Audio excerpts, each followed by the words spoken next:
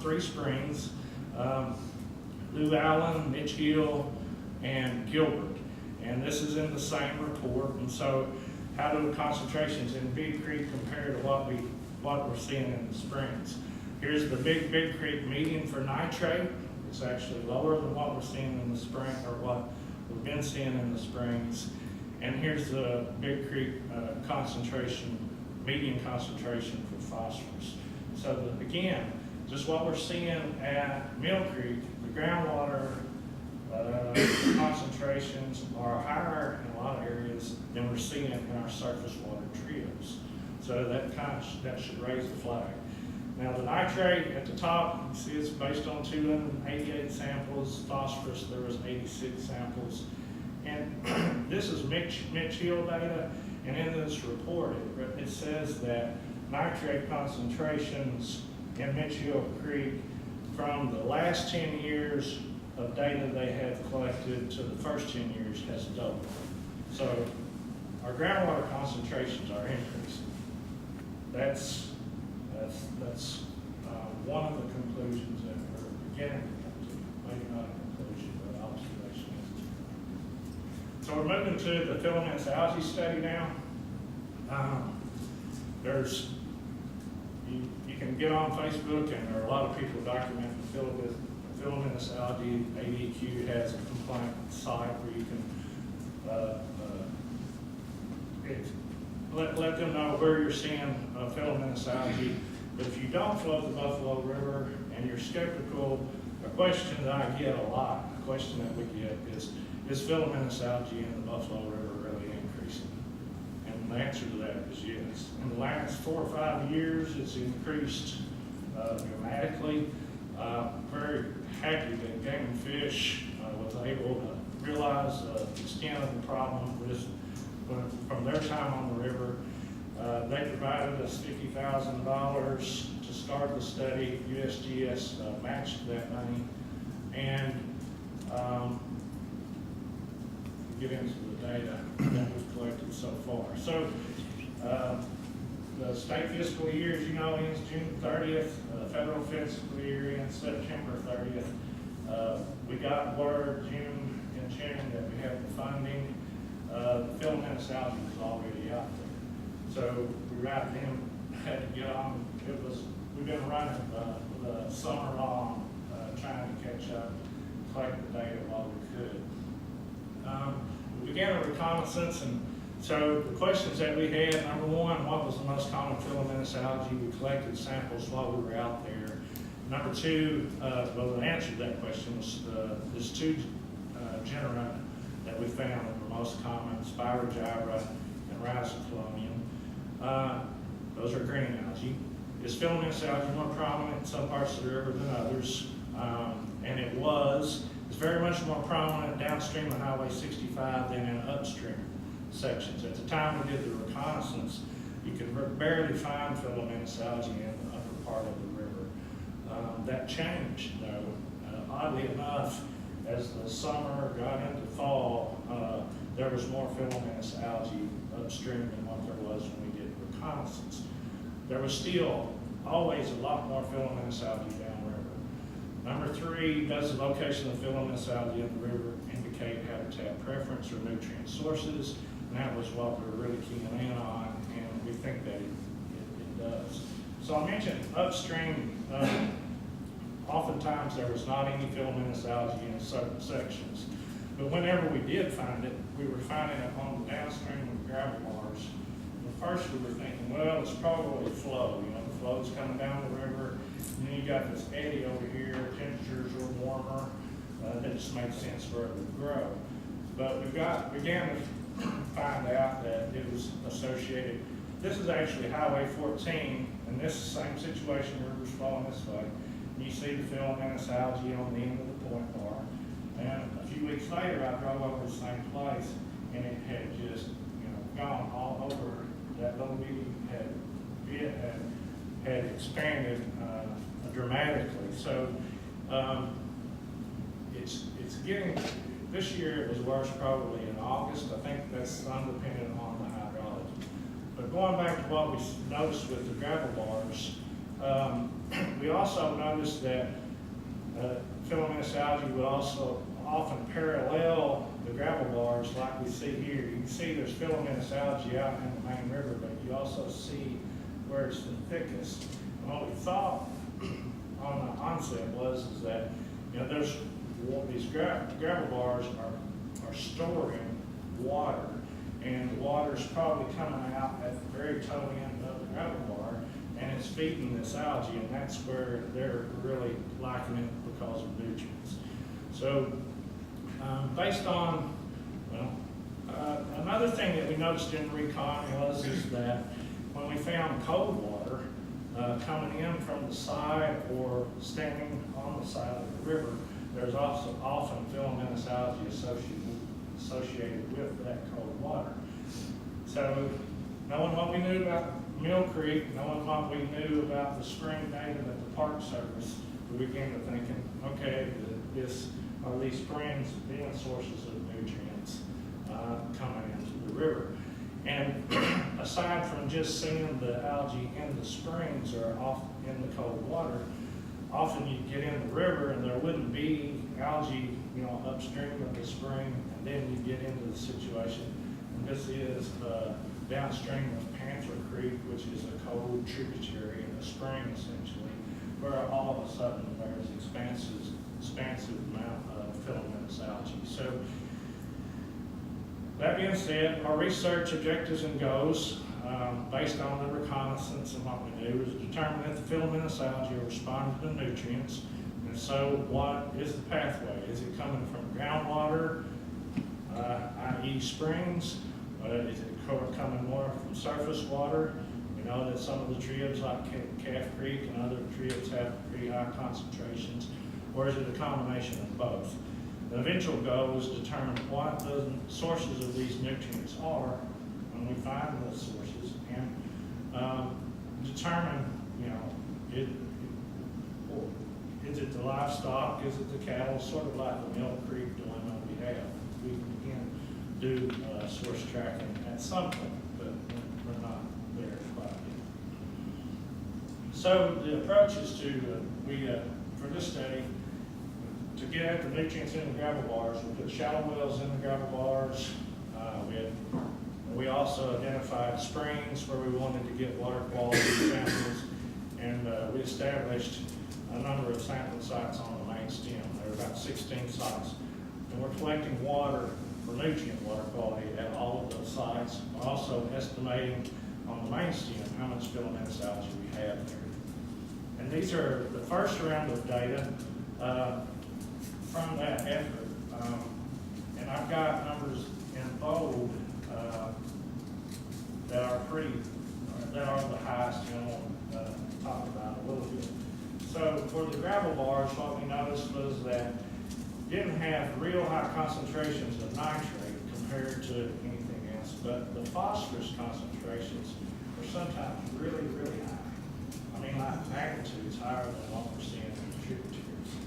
For the spring data, the opposite was true. They tended to be sources of high nitrate concentrations that might be 6 or 8 times the concentrations we're seeing in the trios, but they didn't have, they had more phosphorus than what we would expect coming in from the groundwater. And it really tells us that our springs are essentially underwater creeks. They're carrying surface water that's hitting the surface somewhere pretty close. You've got high concentrations of phosphorus associated with nitrogen. And so just to fly this in, so this is the Big Creek data. To put this into perspective, again, for nitrate, we're looking at a range of 0.1 to 0.17 on Big Creek, and you can see in some of these springs we're seeing 0.8, so 6 or 8 times higher concentration in these springs than what we're seeing in Big Creek itself. And for phosphorus, these pretty much see the same thing, except that the sources tend to be in the gravel bars. And in some of these gravel bar samples, it's just the highest concentrations of phosphorus I think I've measured my career is in a few of these gravel bars. It's not just in one sample, it's been a few. So it kind of makes us wonder about what's going on there, and does make us think that there are nutrients in high concentrations being stored in those gravel bars. So, in summary of just the filamentous algae data, not the Big Creek data, springs may be sources of N and also lower amounts of phosphorus. Our action that we'd like to move forward with would be to develop nitrates in some springs, particularly Margaret White. Gilbert is a problem area for filamentous algae. Below these springs, we're seeing the most filamentous algae. I didn't really get into the way that we're estimating the filamentous algae, but we're estimating the amount of filamentous algae associated with these water quality samples, and these are pretty hot spots. The gravel bars seem to be sources of high P. The action needed is first we want to determine how nutrients in the river and gravel bars change between fall and winter. When in the low water use, the low water public use, and spring and summer. So essentially, we want to look at the human impact associated with those gravel bars. And we want to determine how nutrient concentrations in the river and the shallow wells where the gravel bars change during storm events. So when you have a big storm event, that's when most of your nutrient loads come down. If you have these storm events, tons of nutrients are coming down during that storm event. Is it being stored in the gravel bars at that time and just, eventually feeds out into the stream? Or is the nutrients getting in the gravel bars during high public use? We have so many people on the river. And again, eventually, going back to the Mill Creek project, we want to eventually use microbial source tracking to tease out where those nutrients are coming from. So, our plans forward are to evaluate the human impact. That's one of the things that stand out. All the old timers will tell you if there's one thing that's changed on the landscape more than others, it's the number of people that are on the river and swimming, camping, being in the cabins. And then the urine it has about 280 to 400 milligrams per liter of total phosphorus for everyone. Most people are not getting out of the river to use the bathroom unless they're camping or it's, so you compare that to the low concentration of 0.023 that we can see the changes in the aquatic environment, and that's something that we need to consider. So one thing that we've had, I'm wrapping up, the big question has been between the hog farm and the filamentous algae. And there's been statements made that filamentous algae 50 miles down the river is related to CNH hog farm. There's a few things that make us think that that's probably not true. The nitrate and total phosphorus concentrations downstream of Big Creek are similar to what we saw upstream. That's one thing. The 5-mile stretch between Carver, where the Big Creek comes in, and Mount Hershey has much less algae than sections downstream of Highway 65. Nutrient concentrations and filamentous algae coverage seem to be much higher at Gilbert, which has had problems for a long time with their waste treatment system there. Spring Creek, Panther Creek, those are 50 and 58 miles downstream. So, the small amount of concentrations that we're seeing in the river downstream of Big Creek, unless they're going through Margaret White Spring, this doesn't make sense that filamentous algae is associated with the hog farm. So that's all I have. Thank you for your time. I'm sorry I went over time a little bit. Appreciate your interest. We appreciate you. I think that everybody had a lot of interest in what you were saying there. And does anyone have questions? I'd kind of like to know, how do you determine when you're assessing the data, how much rainfall you get, when, how is that associated with how you compare the data year to year? for example, you get 10 inches of rainfall last August, and if all that comes in 3 days, how do you compare that to a dry year in August where you might get that same rainfall, but it'd be scattered out through the month? Well, we're really, we take into consideration the discharge. Okay, so we have gauges on the Buffalo River that we can look at the preceding situation hydrologically, but we don't really do that a lot by year. We do it by sample, and that's, we look at base flow concentrations in our sample, more than storm flow. But the storm flow is something that we would really want to do. I didn't really get into our funding. We don't have any more funding with this filamentous algae project. We've got a lot of good information coming from it, but that funding is going to be gone. And if there's state funding that we can get, USGS will match it so that we can continue. We need to get seasonal information to really look at, tease out the, whether it's livestock or humans. So we've got 2 more samples that we can get. Back to your original questions, the precipitation. We also have precipitation like in Pruitt. We can determine how much rainfall. We can tease that out. I'd also be curious as to good years on the river where they have good flow and the floating is good over that period of from 95 to 11. Is there any correlation whatsoever with increased nutrients with respect to good years and bad years for floating on the river? Well, and I don't know whether you have a good measurement to determine how many people we're visiting, but to answer that question, we'd have to continue stuff like we're doing now for multiple years. So we have a wealth of information for 2 years. And now we're up to about 20 sites, but that's just a real snapshot. And so I don't know how to answer your question, but I can tell you that if humans are having an impact, we can get at it pretty quickly, I believe. The seasonal differences should, you have so many more people on the river during the summertime. right. If we're getting monthly water quality data, and you don't have those people out there in the wintertime, that's the sort of data that we need to get, and it's the reason that we need to continue to get monthly data or seasonal data anyway. I was thinking about that period of time from 95 to 11 when you had all that data to analyze, if there was some way to compare that, because you know that probably livestock in that period of time were a constant, and what the constants were and what the differences Well, might be. there have been some trend analysis.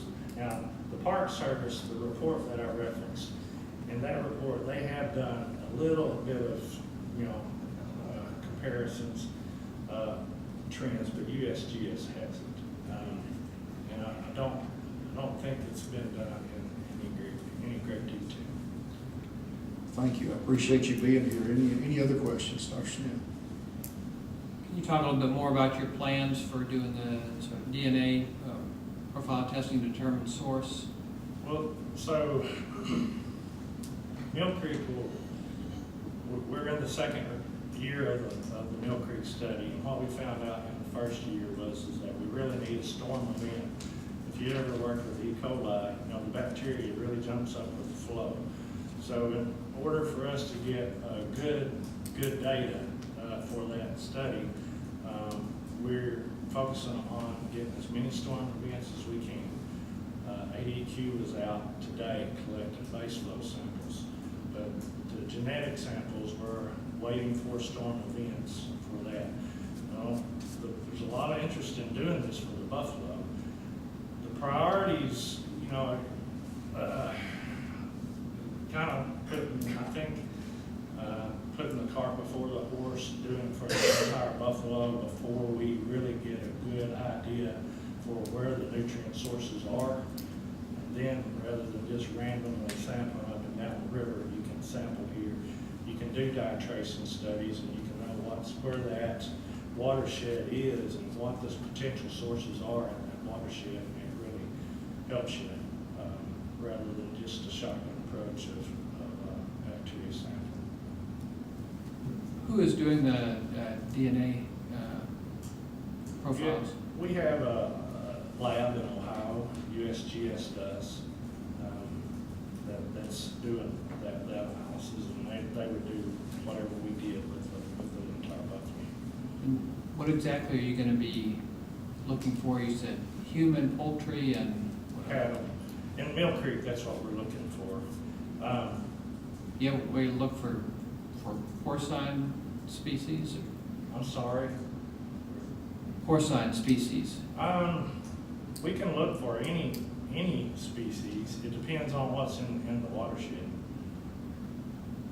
And I was trying to understand why you wouldn't look for that. You had mentioned feral hogs as one of the potential sources.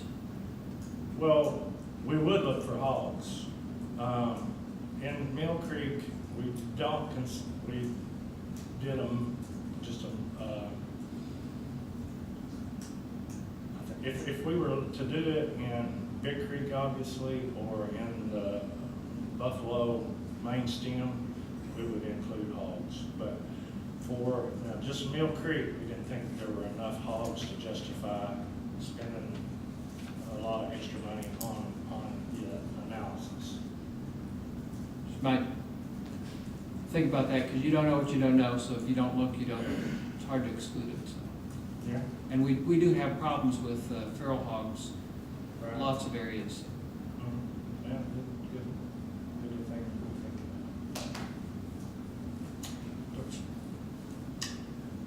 think. Billy, I enjoyed the presentation quite a bit. I appreciate the work you're doing. I was just floating myself about 3 weeks ago from Steel Creek to Kyle's Landing. One thing I do notice about looking at the water gauges that you guys have online is that the watershed is non-uniform over the length of the river. Rain events spike and dissipate within 24 hours on the Upper Buffalo. Rain events spike many days after the fact on the lower, down around I think you have a gauge in Harriet, and they are many, many days wide.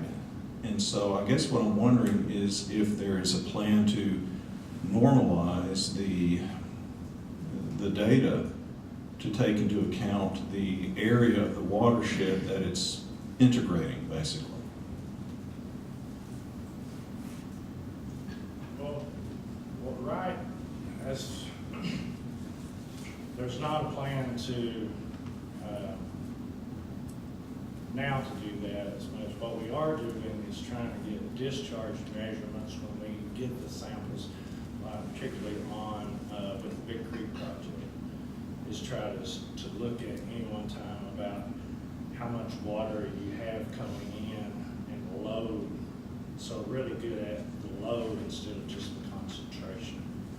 But,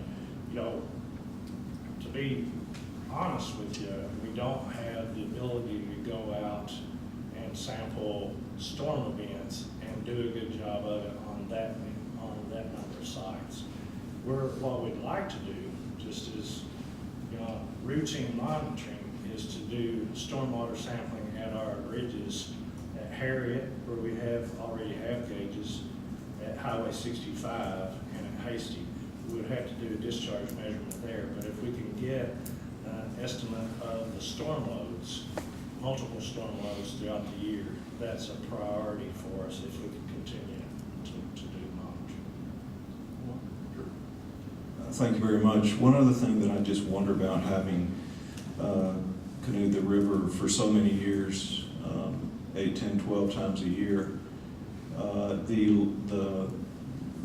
you referred to the biological load placed on the river by tourists.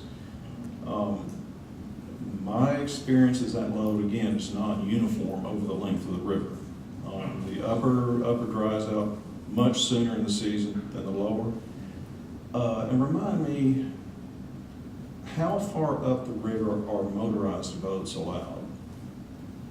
I'm trying to remember, I think it's south of Irby, is that right? You have to ask Mark. I would think that they're not. I don't think that, well, I've seen them in the area this year, so. Yeah, fishing guides with their 9.9 motors are on the lower Buffalo Right. all the time, and I'm trying to recall how far upstream they are allowed to go. I just wonder, again, that might be a complicating factor. I don't guess I see the connection there, but. Well, just again, with the tourist load, with biological burden, with effluents from the fishing operations there on the river, just curious. I appreciate your talk very much. Thank you. Appreciate it. The discussion, very informative, thank you very much. The discussion about the springs caused me to wonder if there's a marker for guano, given the karst area, and is there any science to back that up with leachate from large guano concentrations? Well, that's going to be something that we have to consider, depending on how.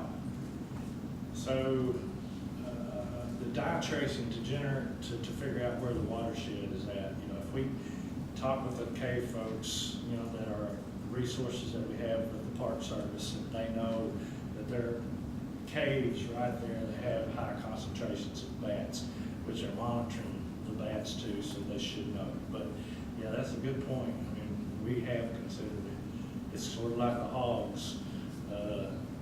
There could be something if you know, what you don't know, you don't know. Good points. Anybody else have a question? Thank you very much for coming and putting that on for us. That's great. Shelby, have you got something to share with us? I do. I was asleep at the wheel when you were talking about agency reports earlier, and I just zoned out. I prepared for the committee an exhibit that I wanted to share, and I hope that y'all have time before you leave to take a look at it. I reported out at our last meeting. We had been working with a number of partners to assemble together some high-resolution terrain data. It's available now through our agency website, and this exhibit illustrates that. And the exhibit, if you're able to see it from the audience, in the center left portion of that exhibit is Woolham, and then you can see the Narrows with Richland Creek confluence coming in just a little bit but below Woolham there.